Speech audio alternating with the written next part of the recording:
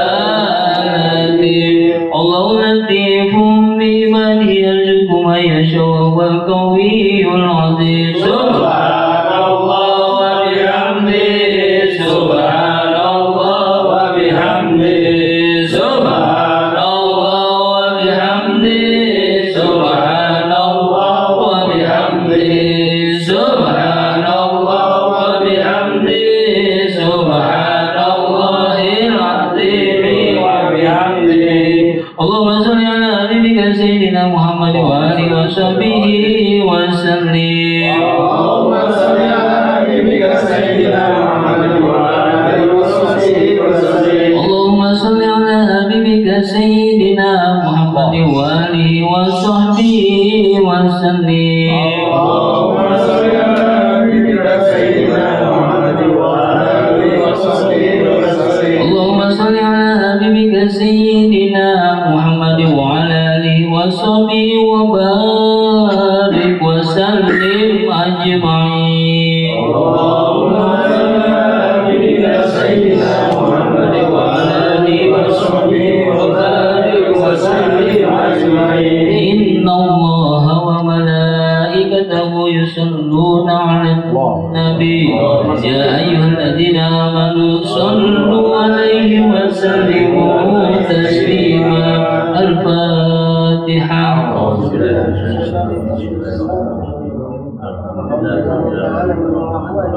مالك يوم الدين إياك نعبد وإياك نستعين اهدنا الصراط المستقيم صراط الذين أنعمت عليهم غير المغضوب عليهم.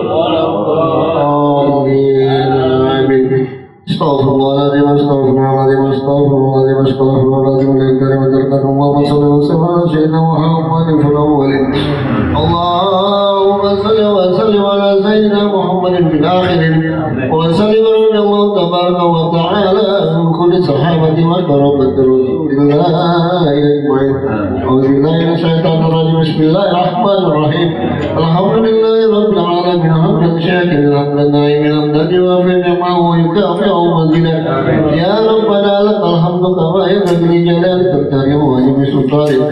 اللهم صل وسلم على سيدنا محمد صلاة تنجينا بها بجميع الأحوال والآفات وتقبل لنا بها جميع المنازل وتطهرنا بها من جميع السيئات وترفعنا بها عندك الدرجات وتبلغنا أقصى الخيرات من جميع الخيرات في الحياة وبعد الممات إنك السميع القريب مجيب دعوات يا قادر الحاجات.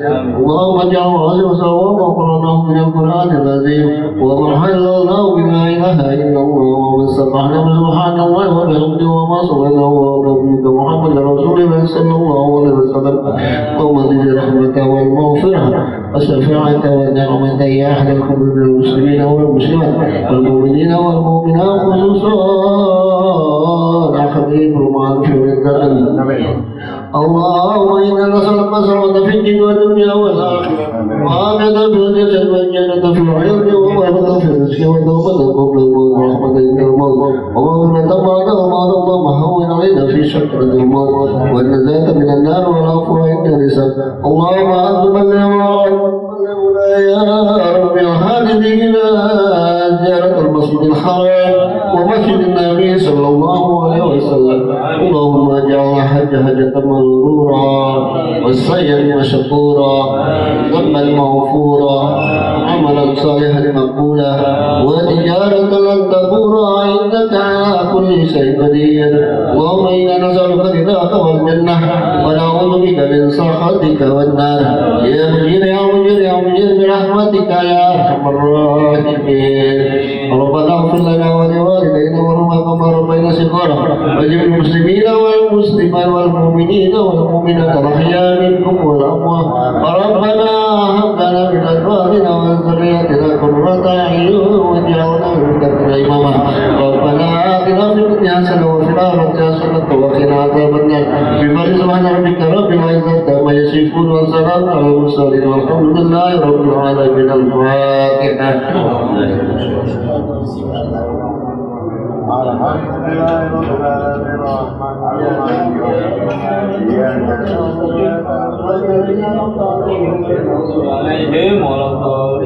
وعفنا يا كريم ارحمنا وعفنا يا كريم ارحمنا وعفنا يا كريم ارحمنا يا كاشف الغم يا من يوم من يوم البر ويرحم يا دافع البلاء يا الله يا دافع البلاء يا رحمن ويا دافع البلاء يا رحيم. اللهم بحق الفاتحة بسر الفاتحة وبكرمة الفاتحة وبشفاعة الفاتحة دعواه بها سبحانك اللهم وتحيتك يا سلام وآخر دعواهم الحمد لله رب العالمين.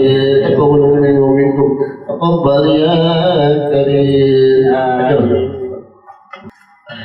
Assalamualaikum warahmatullahi wabarakatuh. Waalaikumsalam. Bismillah, alhamdulillah, Allahumma sholli wa sallim wa barik ala sayyidina Muhammad wa ala ali sayyidina Muhammad, amma ba'du. Para bapak, para hadirin jamaah majelis ilmu dan zikir, para tetangga, wabil khusus tuan rumah Mas Haji Ali beserta keluarga, yarhamukumullah wa yardu'akum wa yubarik lakum. Semoga kita semua selalu mendapatkan rahmat, ridho dan berkah dari Allah Subhanahu wa Ta'ala. Malam hari ini judul taklim kita harusnya nggak usah panjang, karena kita tepuk tangan aja lah dengan tuan rumah yang sudah beberapa kali pertemuan tidak bersama kita karena melaksanakan ibadah di tanah haram sana, dan kita berharap nanti tuan rumah juga tadi sih sudah memberikan doa untuk kita bersama. Nanti di penutup mohon doanya kembali spesifik untuk kita semuanya, semoga bisa ketularan sering-sering bersono. Yang kepengennya itu sering-seringnya itu ya, kalau cuma sekali dua kali mah insya Allah teman-teman juga bisa sering-seringnya itu kan gak semua orang bisa. Berharap kepada Allah Subhanahu wa Ta'ala, beliau yang baru pulang ini masih anak-anaknya habis atau apa namanya dekat dengan Ka'bah, dekat dengan Hajar Aswad, dekat dengan Raudhah, dekat dengan makam Nabi dan yang lain sebagainya. Banyak sekali fadilah-fadilah yang beliau bawa. Kita harap beliau juga mau menularkan untuk kita. Ini masih anak-anaknya nih istilahnya. Jadi teman-teman semuanya, ngaji kita nanti insya Allah nggak lama-lama. Teman-teman semua yang dirahmati Allah Subhanahu wa Ta'ala, hari ini kita ada di akhir bulan Dzulhijjah. Kalau tidak salah hitung, sepertinya akhir tahun nanti jatuh hari Selasa. Ya, Selasa, Rabunya sudah tahun 1445 Hijriah. Jangan lupa nanti di hari Selasa pada doa akhir tahun. Isi doanya apa Pak Ustadz? Isi doanya adalah intinya itu muhasabah. Selama waktu-waktu yang telah kita lewati ini pasti banyak salah dan khilaf, baik yang kita sengaja maupun yang tidak kita sengaja. Itulah yang kita mintakan ampun kepada Allah Subhanahu wa Ta'ala agar hidup kita atau perjalanan kita ke depannya lebih mudah. Begitu masuk maghribnya atau Selasa maghrib malam Rabu, itu sudah masuk tanggal 1 Muharram, sudah masuk tahun baru. Berbeda dengan Masehi, perpindahan harinya itu setiap tengah malam. Kalau Hijriah perpindahan harinya adalah setiap maghrib. Jadi nanti maghribnya langsung doa awal tahun. Doa awal tahun isinya apa Pak Ustadz? Isinya yang pertama adalah minta dibimbing oleh Allah Subhanahu wa Ta'ala agar dalam perjalanan kedepannya ini kita selalu di jalan yang benar, yaitu di jalan ibadah kepada Allah dan manfaat untuk sesama. Yang kedua adalah minta pertolongan kepada Allah Subhanahu wa Ta'ala, yang mana dari godaan setan, karena setan ini nggak senang kalau ada orang-orang berbuat benar. Karena itu dua yang kita minta ke depan, kita dibimbing Allah untuk benar, dan kita minta tolong dari godaan setan agar terhindar dari penyimpangan atau penyelewengan kembali sebagaimana yang telah kita lalui. Berharap kepada Allah Subhanahu wa Ta'ala semoga kedepannya kita masih dikasih usia panjang dan diberkahkan umur kita, dan ketika sudah saatnya nanti diambil dalam keadaan husnul khatimah. Amin ya rabbal alamin. Jemaah yang dimuliakan Allah Subhanahu wa Ta'ala, setelah doa awal tahun nanti terserah mau ngapain. Yang punya keris mau cuci keris juga boleh, nggak apa-apa, cuci keris ini. Mana kadang lagi.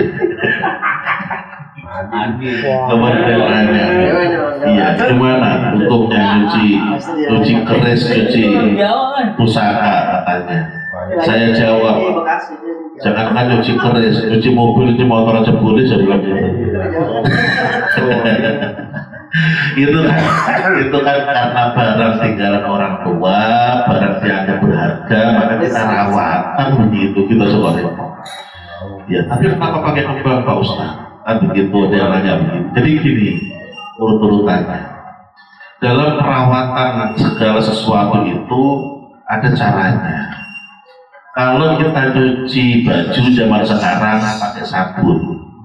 Kalau kita cuci mobil pakai sabun mobil ada khusus. Kenapa? Biar awet catnya kan begitu. Begitu juga dengan pusaka-pusaka itu. Mereka ini, pusaka-pusaka ini itu terbuat dari bahan yang tidak biasa, bahan yang beda dari besi-besi yang lain. Maka perlu perawatan khusus. Orang zaman dulu tidak ada istilah racikan di lab terus jadi bubuk kayak sekarang, tidak ada. Jadi mereka tuh milihin herbal ini, kembang ini yang mengandung, kalau istilah kita kimia ini, ketika dicampur dibuat cuci keris akhirnya nggak karatan. Buktinya memang benar tuh, keris-keris yang dicuci walaupun cuma setahun sekali pada nggak karatan itu. Kenapa? Karena memang kembang-kembang yang dicampurkan itu mengandung kimia yang mana memang kimia ini bagus untuk membersihkan karat-karat atau kotoran-kotoran yang ada di bahan pusaka itu. Ya kalau mungkin teman-teman sekarang punya yang langsung jadi kimia racikan, silakan pakai itu. Iya, orang zaman kuno itu lebih tahu, jadi makanya mereka tahu kembang ini. Kalau dicampur buat cuci ini cakep kan begitu. Nah orang sekarang aja nyambung-nyambungin dengan mistis. Jemaah yang dimuliakan Allah Subhanahu Wa Taala, lanjut. Terus apalagi amalannya Pak Ustadz? Terserah, yang penting banyak zikir, banyak ibadah. Kenapa? Ya kita punya pepatah lah. Siapa yang hari ini lebih baik daripada hari kemarin, maka dia adalah orang yang beruntung, kan begitu. Wakilah ini kata Sayyid Ali, wakilah ini hadis Nabi. Terus siapa yang hari ini sama dengan kemarin, dia orang yang rugi. Siapa yang hari ini lebih buruk daripada kemarin, celaka. Nah paling tidak tahun depan harus lebih baik daripada tahun ini. Bagaimana caranya? Terserah, kita isi dengan ibadah-ibadah yang mana kita cocok. Selalu dalam hal ibadah umum seperti ini, saya nggak pernah menekankan harus A, harus B, harus C, ya. Kenapa? Masing-masing orang punya sesuatu yang cocok bagi dia. Ada orang yang hobinya puasa, tapi kalau disuruh sholat sunnah nggak kuat, ada.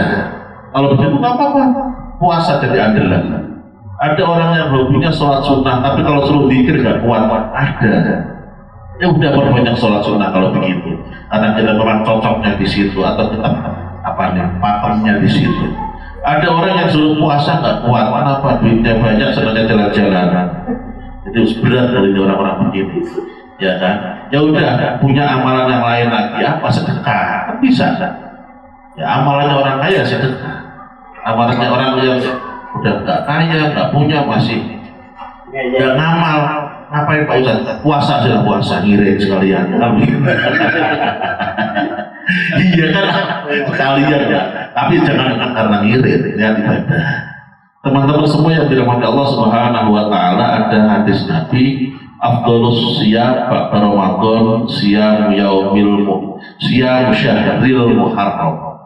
Sebaik-baik puasa setelah Ramadan, kata Nabi, adalah puasa bulan Muharram.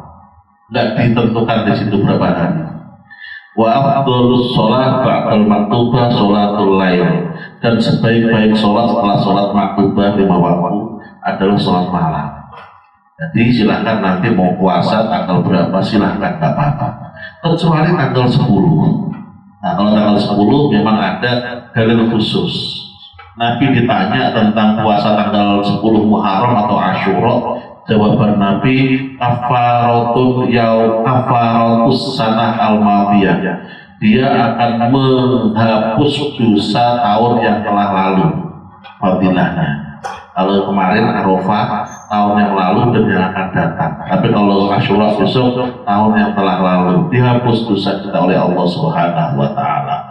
Belum lagi ketika kita mendengar cerita ketika Nabi datang dari luar Madinah, masuk ke Madinah, ketemu kerumunan orang Yahudi.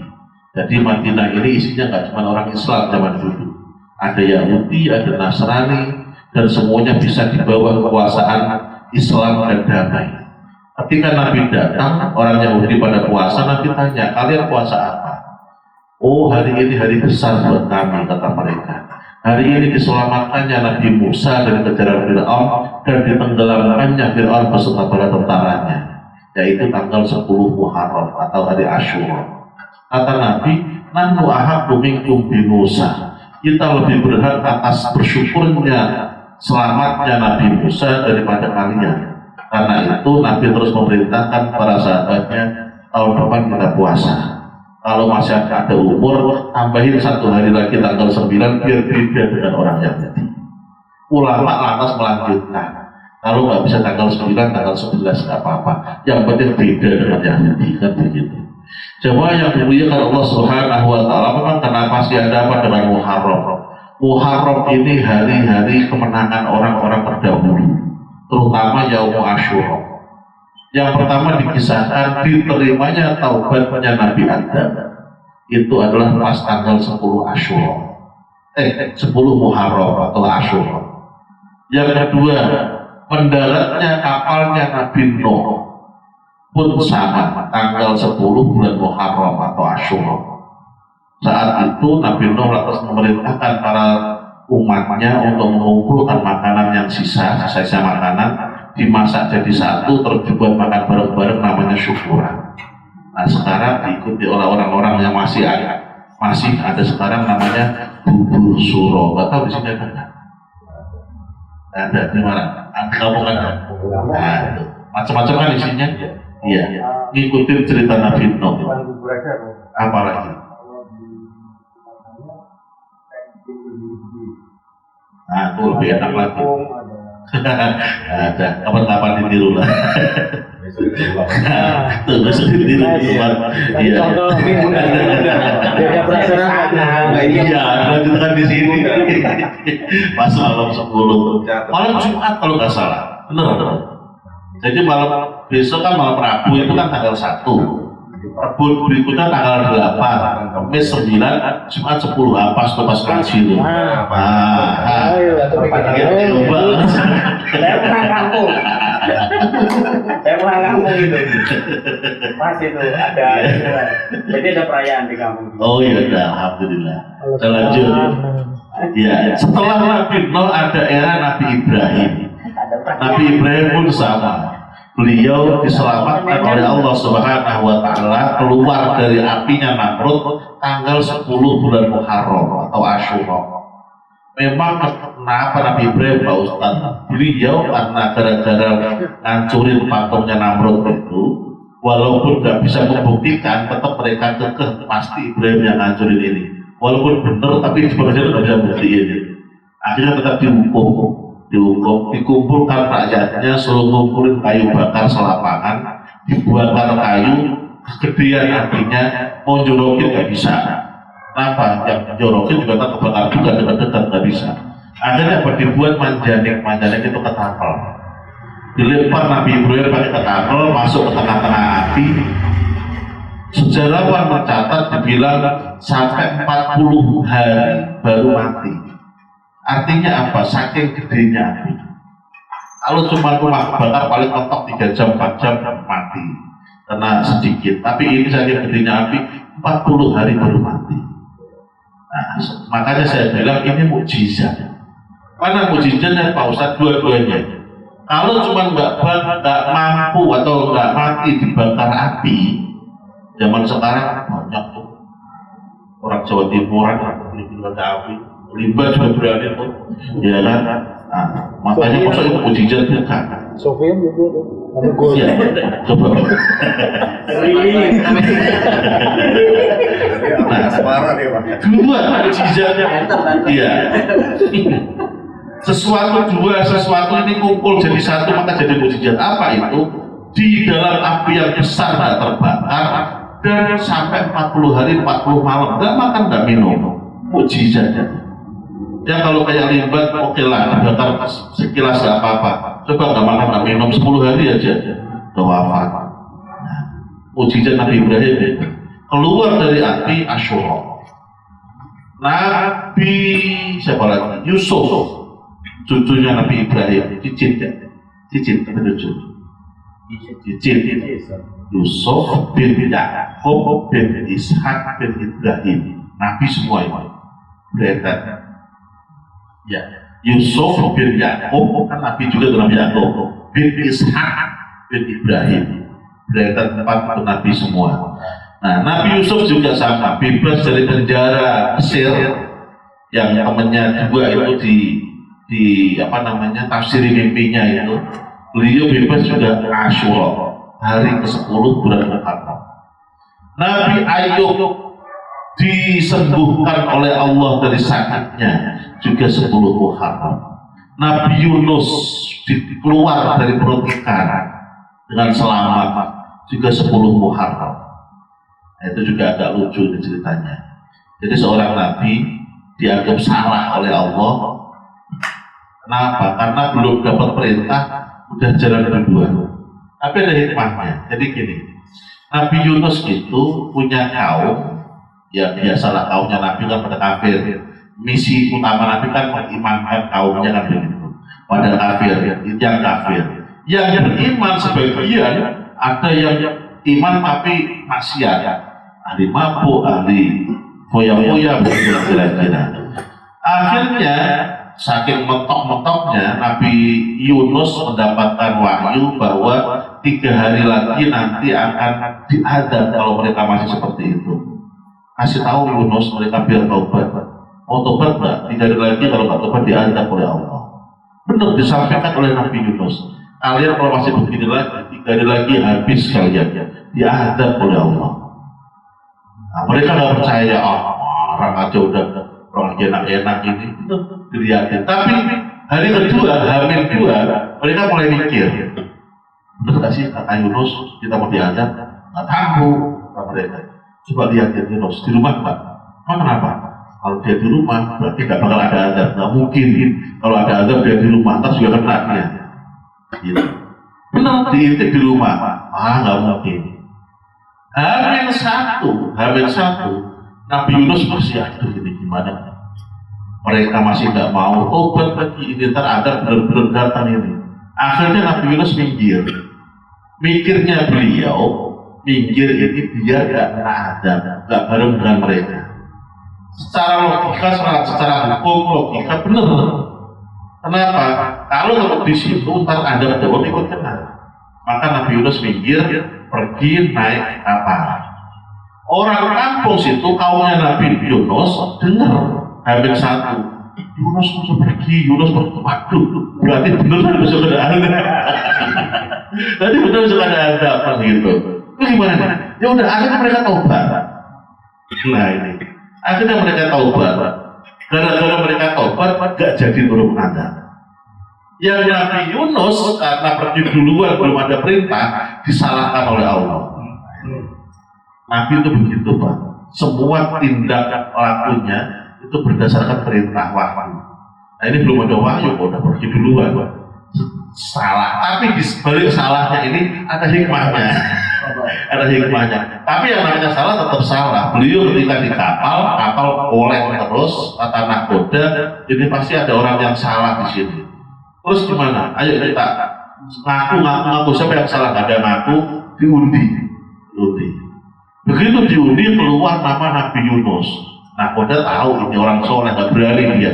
Wah salah kali undiannya ini. Masukin lagi. Dikocok lagi. Keluar beliau lagi namanya. Sampai 3 kali keluar nama beliau. Nahkodanya masih nggak berani karena tahu ini orang soleh. Masa mau dibully? Nggak berani. Akhirnya Nabi Yunus tahu diri. Yaudah saya tanya nyebur sendiri. Beliau nyebur sendiri, kapal akhirnya jalan lagi, beliau dipaparin sama ikan. Sama 40 hari 40 malam di perut ikan sambil beliau taubat kepada Allah. Apa doanya? La ilaha illa anta subhanaka inni kuntu minadh dhalimin. tidak ada Tuhan kecuali Engkau ya Allah, Maha Suci Engkau, sungguh saya ini termasuk orang-orang yang berbuat dolim, kata Nabi Yunus.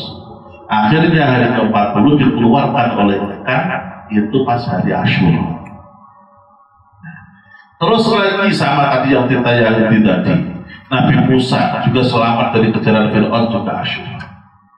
Karena inilah Asyura ini hari kemenangan orang-orang terdahulu. Sampai zaman Nabi, yaitu Nabi hijrah kan Muharram.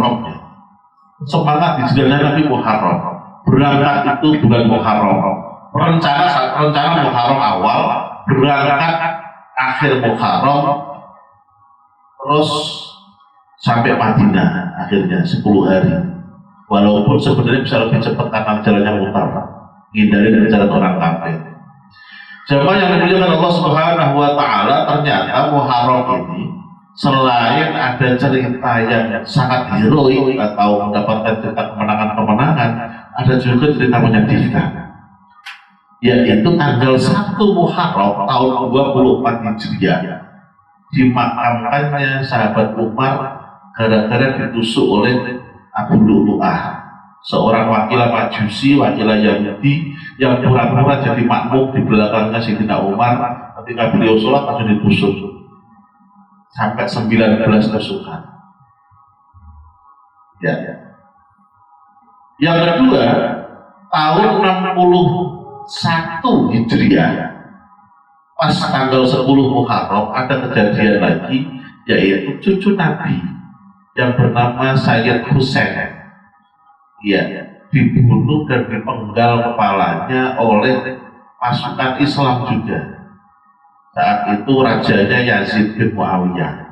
Bukan hanya beliau dan pengikutnya dibunuh, tapi dalam sejarah yang tercatat terinci beliau yaitu dipenggal kepalanya, ditendang-tendang, terus ditusuk pakai tombak, terus diarak dibawa ke kerajaan. Seakan-akan bangga menang gitu lah. Ya. Wakil itu katanya inisiatif dari pasukan, karena Yazidnya nggak ikut.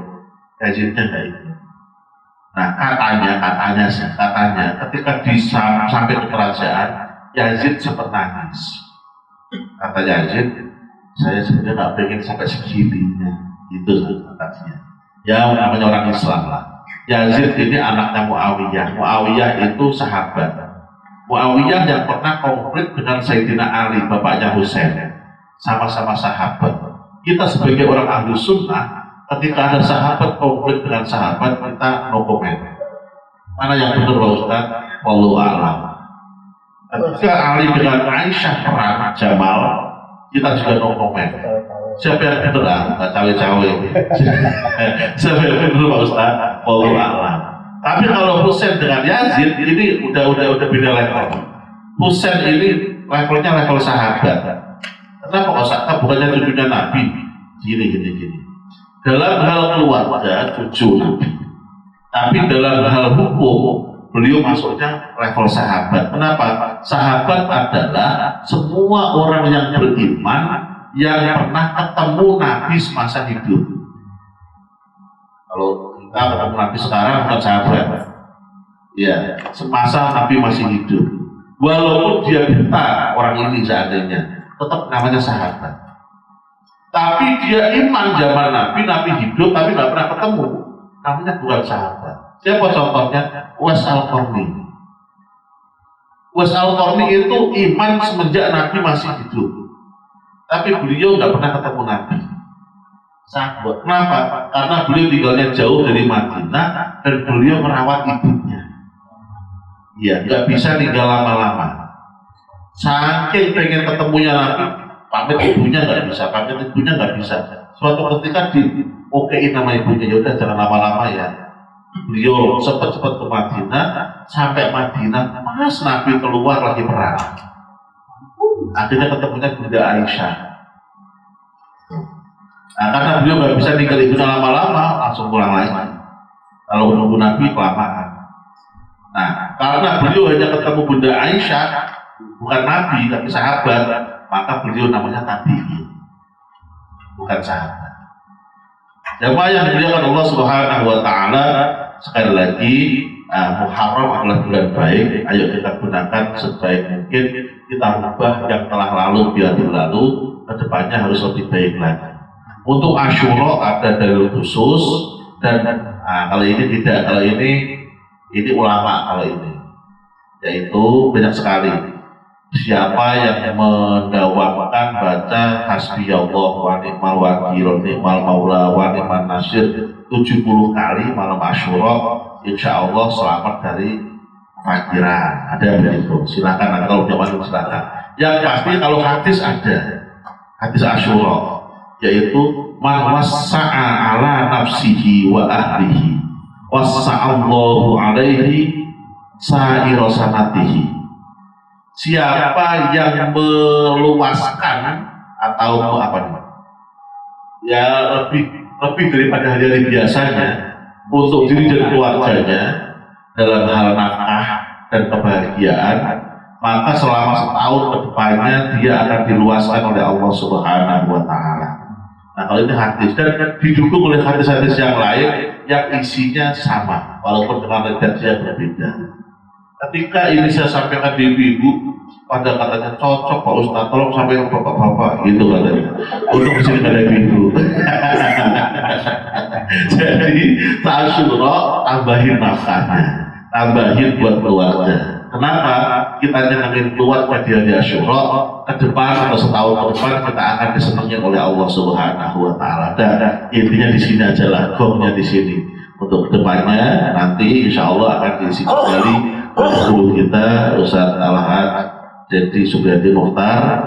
Dan untuk terakhir saya mohon bertanya saudara kita, orang tua kita, ketua kita Pak Haji Ali untuk mendoakan kita bersama. Habis itu kita ngobrol berbahan aja. Assalamualaikum warahmatullahi wabarakatuh. Waalaikumsalam warahmatullahi wabarakatuh. Assalamualaikum warahmatullahi wabarakatuh.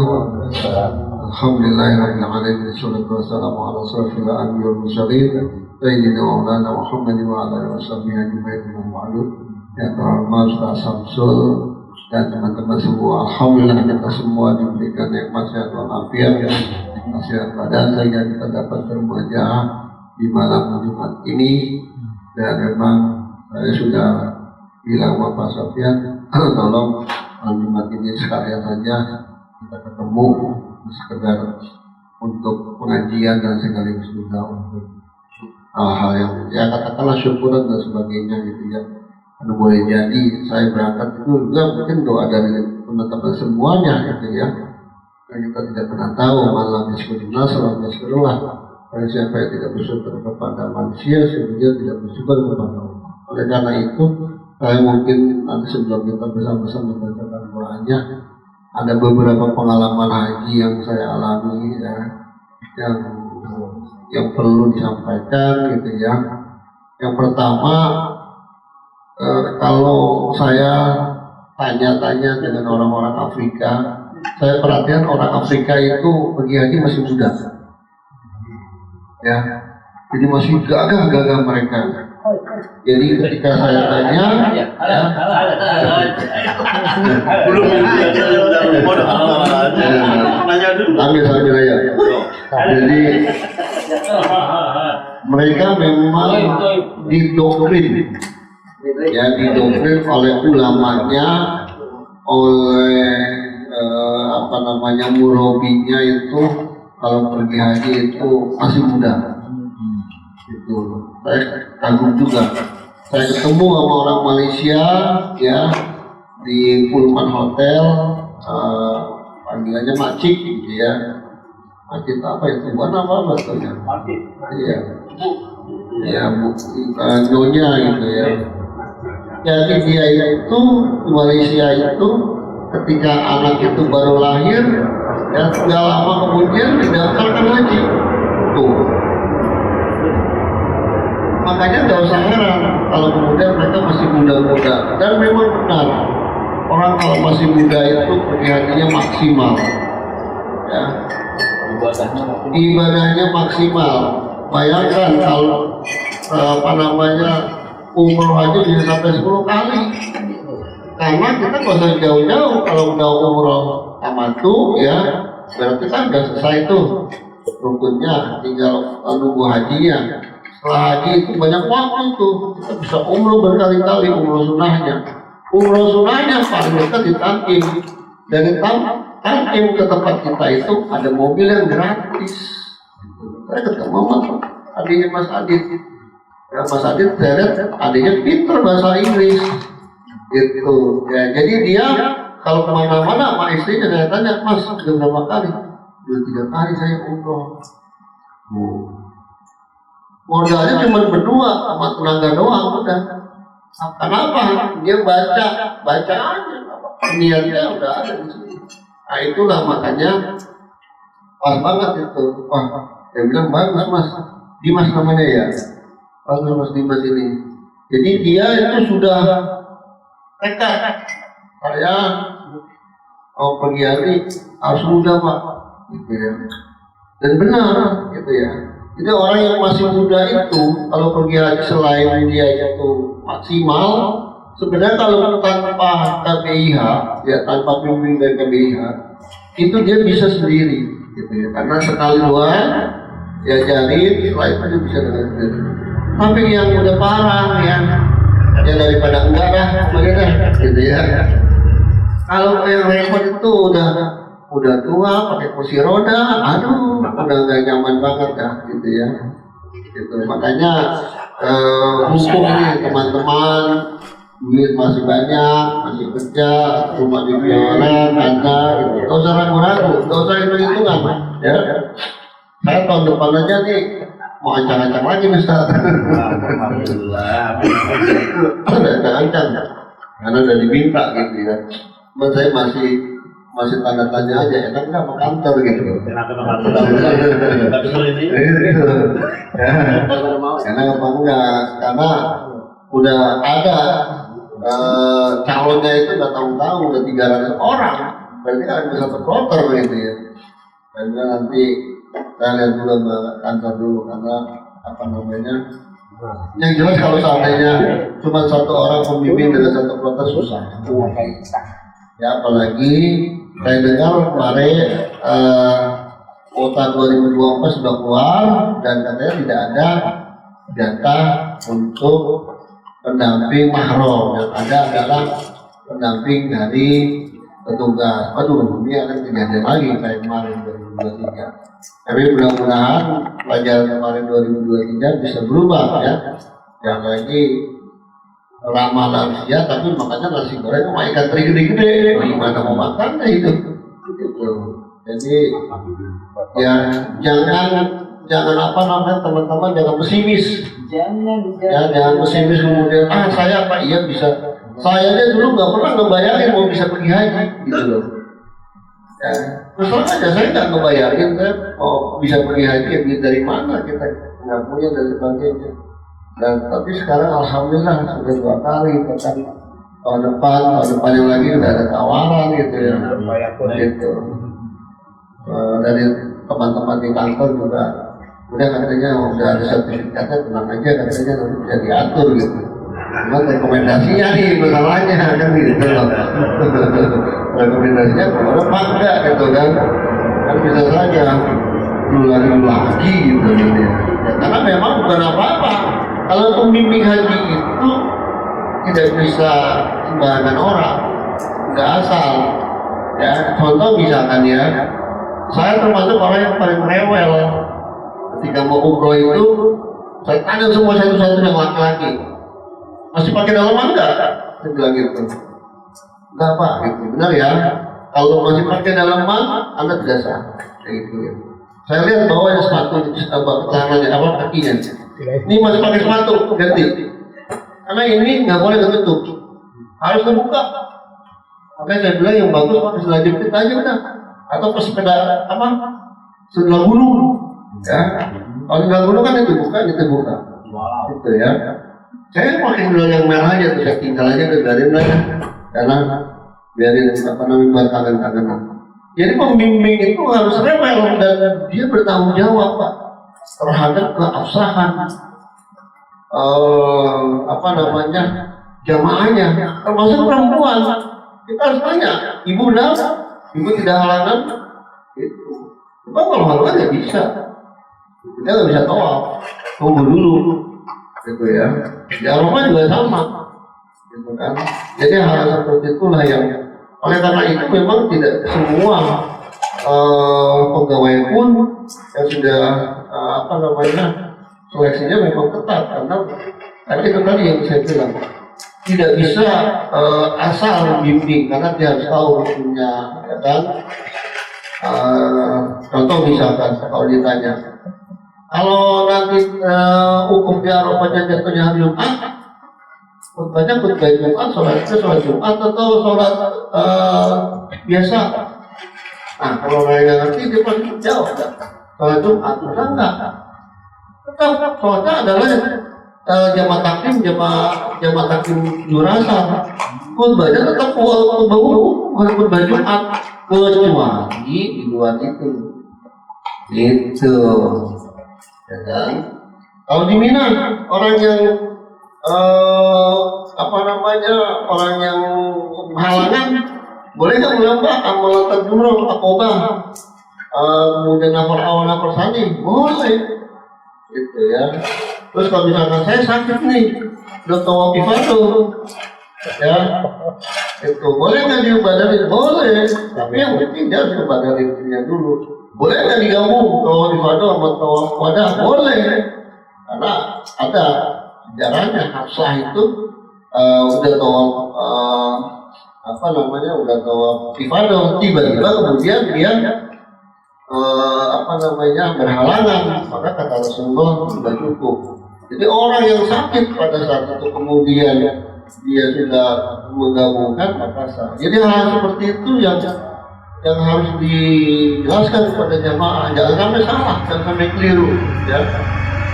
Jangan sampai kemudian blunder, gitu ya. Karena apa? Karena kalau tidak dijelaskan itu nanti berbahaya, ya. Misalkan orang tawaf ifadah, belum tawaf ifadah kemudian dia udah pulang atau misalkan dia berhubungan suami istri, nah itu kan bahaya. Dannya tinggi tuh, kontak itu pribadi. Nah, kemudian kalau dia bulan ini juga, berarti dia harus pulang. Tawaf ibadahnya tahun depan. Nah, kan nggak mungkin tawaf ibadahnya tahun depan. Belum tentu pergi haji bisa tahun depan. Gitu. Jadi banyak hal-hal yang seperti itu. Makanya memang pembimbingan itu sangat khusus. Jadi kalau ada yang mengatakan, dia lagi, karena memang itu tadi sudah jelas sembarangan. Ya. Itu menyangkut hal yang sangat spesial sekali, gitu, jangan sampai ibadah hajinya kemudian gagal. Karena boleh jadi orang yang pergi haji kan cuma sekali seumur hidup, gitu ya. Nggak mungkin kita mengulang, misalkan, kecuali kalau memang dia tadinya ada setiap tahun, gitu ya. Tapi ada juga yang kemarin ya, saya mau ke Badali, nanti mau ke Badali, ada haji belum, nggak bisa lah, saya bilang gitu. Dia bilang, ngaco ini, saya bilang gitu. Saya kalau mau Badali, udah pergi haji, kalau saya boleh ke Badali, saya boleh ke Badali menurut saya. Tapi kalau dia udah umroh, boleh dari umroh, itu bedanya. Ya. Kalau misalkan mikotnya di mana aja, kalau yang sunah di mana aja. Tapi kalau dia rukun, umroh rukun nggak bisa, hanya 5, kan? Di Ali, kemudian di Jeddah atau di Jalapa, kemudian Ordul Manazil, itu sama dengan Ali ya, kemudian ada 5 kalau nggak salah. Tapi tidak Pak, karena itu sunnah malah. Itu kalau sunnah. Tapi kalau rukun nggak bisa dikatakan tapi seperti itu harus dijelaskan dan harus diedukasi. Ya, setiap kali mau kegiatan kita harus briefing, panggil dulu semua jamaah dan sebagainya. Kenapa? Kumpulan jamaah itu adalah kumpulan orang-orang yang dari mulai yang paham sampai yang tidak paham sama sekali. Jadi harus kita samakan. Ya. Tapi Pak, saya mau tawaf. Kalau sampai saya tawaf nggak baca apa-apa, bagaimana sah nggak? Ada yang jawab bilang tidak sah, gitu. Ada yang bilang setengah sah, ada yang bilang sah, dia bilang sah. Jadi tawaf itu yang penting dia begini aja. Angka yang penting ketika tawaf jangan berbalik karena tidak sah. Kemudian Pak, ini gimana Pak? Saya kesenggol-senggol mau perempuan Pak dan sebagainya. Terus bagaimana? Ajain ya Ustaz. Apa saya pindah mazhab? Jangan, nggak boleh talfik. Ya, kenapa kalau talfik resikonya adalah harus semua talfik. Imam Hambali kan memang boleh, tidak batal.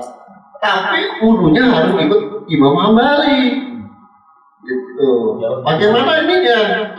Pakai mazhab Imam Syafi'i ya, yang pendapat minoritas bahwa kalau yang kesenggol itu tidak batal. Gitu. Jadi ada ilmunya itu. Ya tidak kemudian Pak pindah mazhab dong Pak kita gitu. Nggak bisa, boleh. Saya bilang gitu. Hal seperti itu harus diedukasi dan sebagainya. Jadi panjang lah pokoknya. Yang jelas mau masih muda, ya teman-teman gitu ya. Saya juga tadinya kaget. Ini ada hal yang lain kan, orang Afrika itu kencang-kencang jalannya gitu ya. Apalagi kalau dia lagi lari dia. Lari kita diseruduk sama dia. Badannya gede, udah tinggi gitu coba. Hitam. Kayak Sadio Mane kan, coba bayangin. Sadio Mane kan gede tinggi gitu. Kayak MDP gitu kan, gede tinggi gitu ya. Nah yang kemarin itu tabrakan bola itu antara Silikos Simanjuntak sama siapa itu? Gede banget kan itu. Ya kan? Itu punya segini. Nah, ternyata mereka itu adalah didoktrin Ustaz ya teman-teman. Oleh ustaznya, oleh kiainya, oleh tokoh agama di situ. Kalian pergi haji harus masih muda. Wah, kalau juga kan orang Afrika. Ya biar mungkin mazhab berbeda sama kita banyak kan dia mazhab Maliki ya, atau Imam Hanafi. Ya. Kalau sholatnya nggak pakai ini, itu namanya ya dulu gini aja dia. Iya diam aja deh ini. Gitu ya. Kalau sama itu udah, kalau kita kan ini besar. Nah kemudian di sana juga mengajarkan kita, ya kan? Yang namanya perbedaan mazhab itu nggak ada yang bisa besarin gitu. Nggak ada tuh yang namanya orang sholat nyari jari kaki, nggak ada. Nggak kayak di sini. Gitu ya. Nggak ada. Nggak ada tuh yang namanya pakai baju apa namanya baju jubah atau pakai gamis itu tikran gitu. Nggak ada. Orang saya sudah saja baju indahnya sampai lengser, gitu ya. Nggak tahu lah cuma di sini doang seperti itu. Karena memang tidak ada ketentuan seperti itu. Jadi itu pusatnya, ya. Pusatnya di sana kalau mau menjadikan rujukan gitu ya. Jadi kita tidak bisa kemudian satu tempat ini yang paling benar. Kalau saya bilang udahlah karena itu lana amalna walakum amalukum. Dan mereka semuanya di situ konsisten dengan ini dan nggak ada yang usil gitu loh ya, nggak ada yang itu salah lu begini enggak, semua benar, tidak ada yang salah karena masing-masing punya ilah, masing-masing punya dalil, ya. Tidak akan merasa yang paling ini. Ya. Kemudian juga karena kebetulan banyak lansia, karena kemarin itu jumlah lansia itu boleh dibilang 50%. Semuanya se-Indonesia itu. Jadi memang kalau misalkan dia memaksakan diri untuk ibadah itu berat. Saya sempat baca itu ada di dalil hadis bahwa yang dimaksud dengan sholat 100.000 ganjarannya itu katanya bukan hanya sholat di Masjidil Haram, bahkan katanya sholat di kota Makkah gitu loh, di tanah haram. Jadi orang yang dia sholatnya di kota Makkah biarpun tidak di Masjidil Haram sama nilainya. Itu ada tuh penjelasannya di dalam panduan yang dikeluarkan Departemen Agama. Saya kira Departemen Agama ketika mengeluarkan itu nggak sembarangan juga itu. Cuman memang saya tidak cantumkan hadisnya. Coba nanti saya minta tolong sama Ustaz itu. Hadisnya itu. Ngomong dengan agama itu tanggung jawab saya. Karena memang yang ada hadisnya adalah sholat di Masjidil Haram. Tapi Departemen Agama berani mencantumkan Baginya kan hadisnya. ya, bahwa yang sholat di Tanah Haram itu sama nilainya dengan di Masjidil Haram. Itulah sebabnya makanya bagi lansia yang kemarin udah susah, apalagi di kursi roda, udah disuruh aja sholatnya di hotel gitu ya. Saya yang jadi imamnya, gantian lah kadang terjadi dengan saya.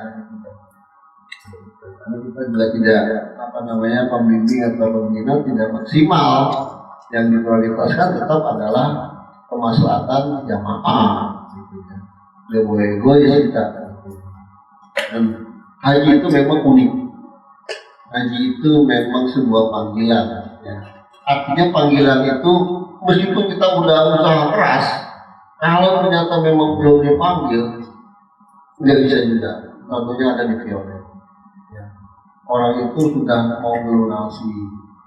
Detik-detik terakhir dia tidak mendapatkan izin ya, dari pimpinannya. Akhirnya karena tidak mendapatkan izin, akhirnya dibatalin tahun ini suami istri. Gitu ya. Ya saya bilang ya sudahlah tahun depan aja. Karena tahun depan baru dikasih sama pimpinannya. Meskipun sebenarnya kalau secara undang-undang konstitusi kita kan nggak boleh. Yang namanya hak beribadah itu adalah hak warga negara. Ya, tapi karena dia sedang mencari nafkah di perusahaan tersebut dan menginginkan peran tersebut, ya sudah dia mengikuti gitu ya. Terus tanya, Pak, kalau seandainya terjadi sesuatu apa-apa misalkan tidak bersalah, karena dia memang sudah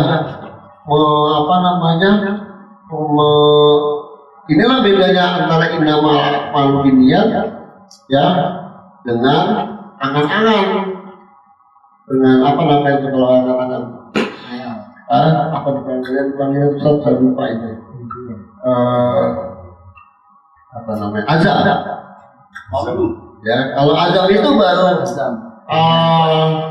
oh iya saya pengen pergi haji, tapi kalau yang nama malu binniyat datang ke bank nih bayar 25 juta ya malu binniyat. Ketika misalnya udah bayar 25 juta nungguin dah tuh katakanlah 15 tahun tiba-tiba dicabut sama malaikat Jibril, selesai ininya Pak kewajibannya.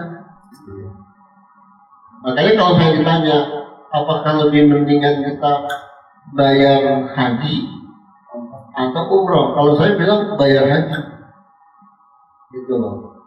1000 kita umroh tidak bisa menafikan sekali kita haji. 1000 umroh boleh tanya sama Ustaz yang mana juga ya. Jadi 1000 kali haji ya itu tidak bisa menggantikan sekali haji.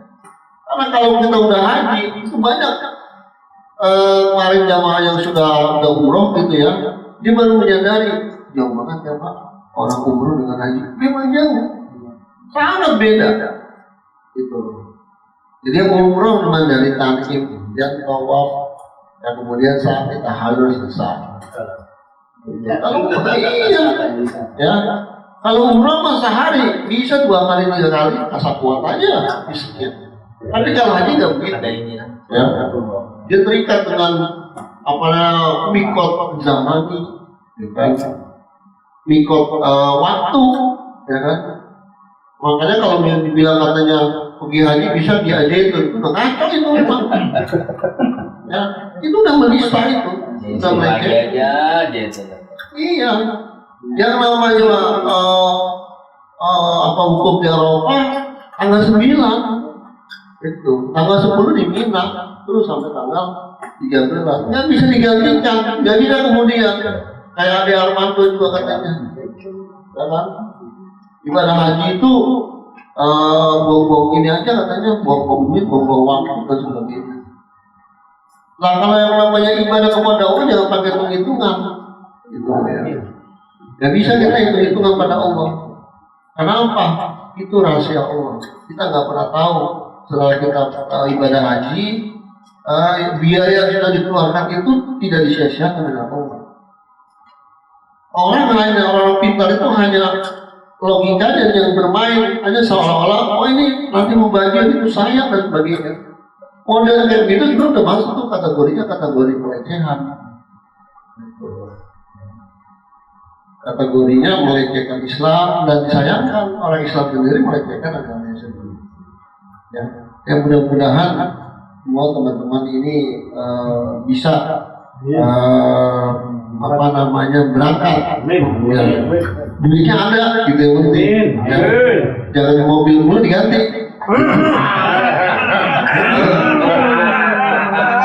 Iya. Dengerin sob. Iya. Mobil lagi. Mobil udah satu, pengen dua. Ya. Kalau mobil mah ada habisnya kayak handphone. 3 bulan juga handphone. Sudah jadul. Kalau istri satu.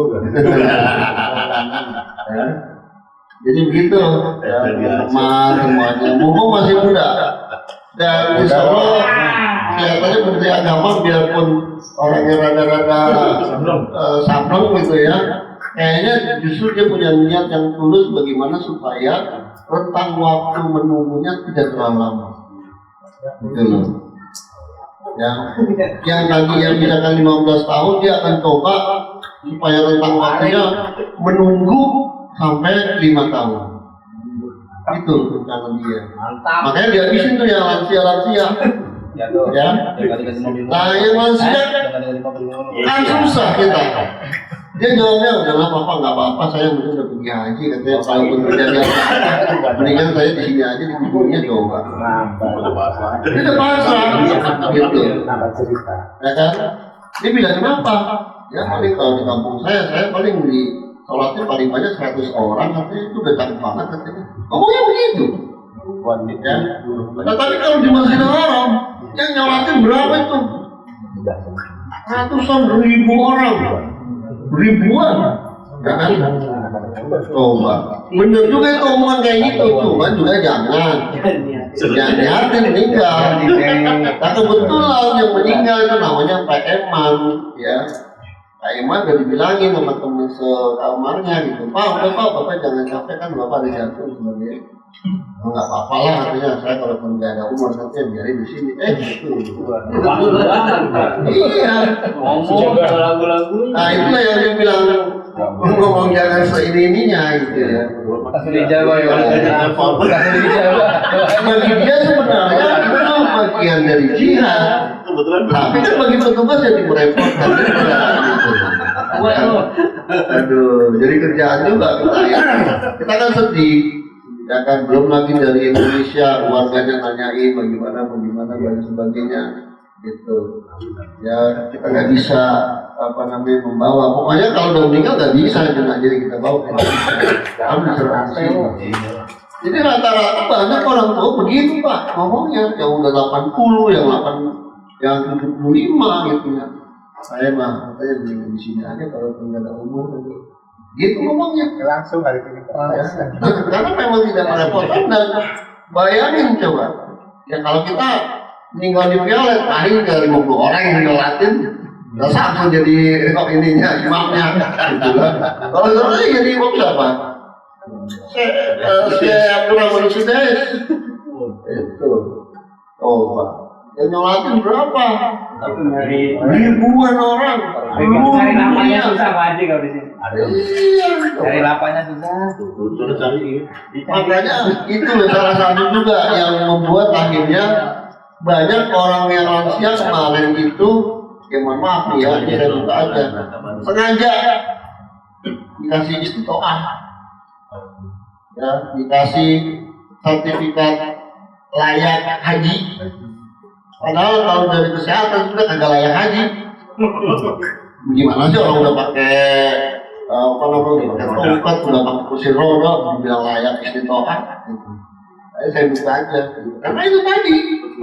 Ya tujuannya udah biar lu pergi haji, kalau mau meninggal ya udah bilang dia dengan dia. Mau ngapain lagi orang udah umur 80 tahun, gitu ya. Gitu. Dan sambil juga mengurangi tentang waktu.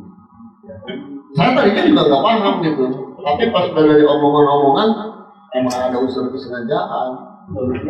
Artinya unsur kesengajaan udahlah biarin deh orang-orang yang udah tua daripada dia nggak jelas. Ya, pergi haji kagak, gitu ya. Mati iya juga di sini. Di sana juga mati juga, gitu kan? Ya, akhirnya mungkin lebih baik meninggal di sana. Dia bisa menjalankan ibadah. Ya, paling tidak dia bisa menjalankan umroh dan sebagainya. Kemudian meninggal. Itu yang kemudian akhirnya pemikiran kita kelihatannya ekstrim, gitu. Pemikiran orang kuno kan begitu. Ya. Para ulama-ulama gitu ya, dulu waktu masih kecil gitu, lebih baik kita meninggalnya di tanah suci aja, kan begitu kan ya. Dan itu terbukti sekarang ya. Rata-rata ngomong begitu doktrinnya orang pada tua. Saya mau biarin Pak kalau nggak ada umum di sini juga nggak merepotkan dan sebagainya. Jadi kalau kita dokteran kembali gitu. Iya. Nah kalau iya. Nah kalau kita kan masih sehat, ya syukur-syukur kita sehat bisa pergi haji. Pulang di sini sehat, sama bagus juga. Artinya kita sudah mendapatkan ibadah haji. Kalau mereka kan kemudian akhirnya husnul khotimah juga sama gitu ya. Habis ibadah meninggal. Iya, tapi kan memang keluarga tidak melihat dan sebagainya. Ya dibadarin di sana, ibadah dengan haji, dikasih sertifikat dan sebagainya. Gitu ya. Nah itu yang pulang sertifikatnya siapa? Sertifikat sama barang-barangnya. Saya kira itu aja yang mari kita doa bersama-sama. Kalau pokoknya sih malam Sabtu katanya besok. Ya. Acara iya. Besok ya, besok malam. Besok acara, jadi 2 tahunnya mantu saya yang kemarin COVID meninggal. Oh iya. Besok malam. Ya besok. Jadi kita malam satu di sana. Ya, demikian yang bisa saya sampaikan. Mari kita awali dengan membaca surat Al-Fatihah. Mudah-mudahan semua teman-teman dapat dipanggil Allah untuk melaksanakan ibadah haji. Amin. Ya walaupun salihah wa ila al-Fatihah. Bismillahirrahmanirrahim. Alhamdulillahirabbil alamin arrahmanir rahim maliki yaumiddin. Iyyaka na'budu wa iyyaka nasta'in ihdinas siratal mustaqim. Shiratal ladzina an'amta 'alaihim ghairil maghdubi 'alaihim waladdallin.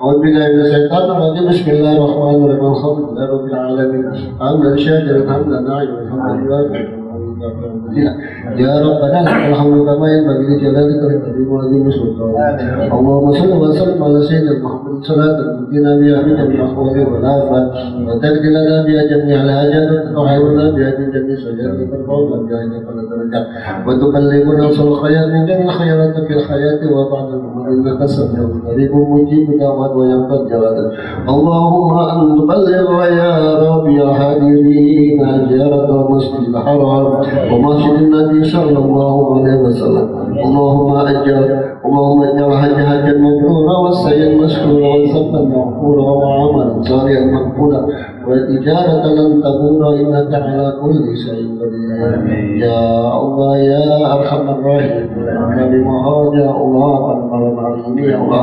berikanlah keberkahan dan ridho-Mu atas pertemuan ini ya Allah. Ya Allah, jadikanlah pertemuan ini pertemuan yang Engkau ya Allah. Ya Allah, kami mohonkan ya Allah agar semua teman-teman dapat terpanggil untuk menjalankan ibadah haji ya Allah. Dapat berziarah ke makam Nabi Muhammad Rasulullah Sallallahu Alaihi Wasallam. Berikanlah kami kesempatan semua ini ya Allah, baik yang belum melaksanakan ibadah haji maupun yang sudah melaksanakan ibadah haji, untuk mengunjungi Baitullah ya Allah, untuk mengunjungi makam Nabi Muhammad Rasulullah Sallallahu Alaihi Wasallam. اللهم إنا نسألك رضاك والجنة ونعوذ بك من سخطك والنار يا مجير يا مجير يا مجير برحمتك يا أرحم الراحمين ربنا آتنا في الدنيا حسنة وفي الآخرة حسنة وقنا عذاب النار بفضل سبحان ربك رب العزة عما يصفون وسلام على المرسلين والحمد لله رب العالمين